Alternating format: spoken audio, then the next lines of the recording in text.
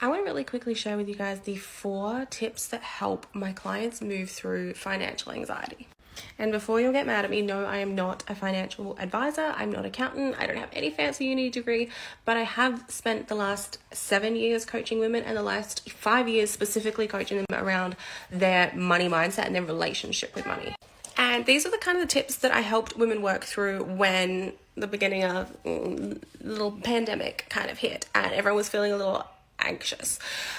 There's some stuff going on here in Australia, lots of weird stuff happening. I don't want to go into it and I don't get flagged for saying certain words, but basically there's a lot of anxiety around money again. So I want to share these tips in the hopes that you can feel a little bit less alone. So my first tip, and this is probably the biggest one, is acceptance and just realizing that you are not alone. It can feel really isolating when this type of stuff happens and you can start to feel like you're the only one going through it and that, you know, you should have planned better and you should be more organized and everyone else has got their shit together apart from me, but that's actually not true. So first I want you to know that we're all in this together. It's a little bit shit for everyone and that you're not alone.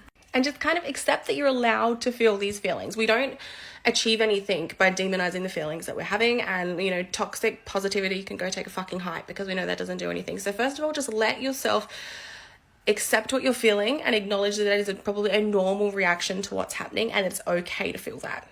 And then we can shift through into, once we've felt it, the next step. After that, it's about getting honest with your money.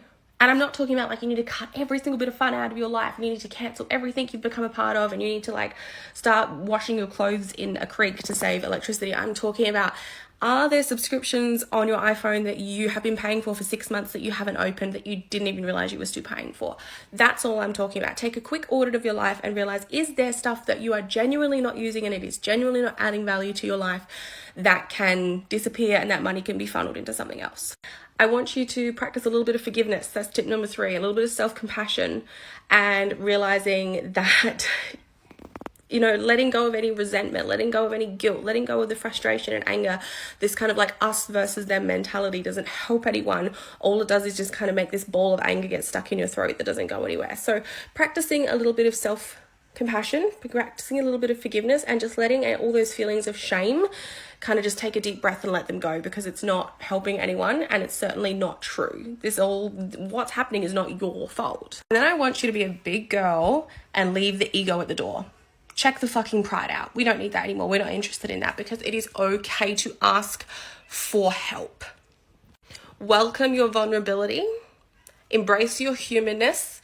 Seek support, seek communities, seek education.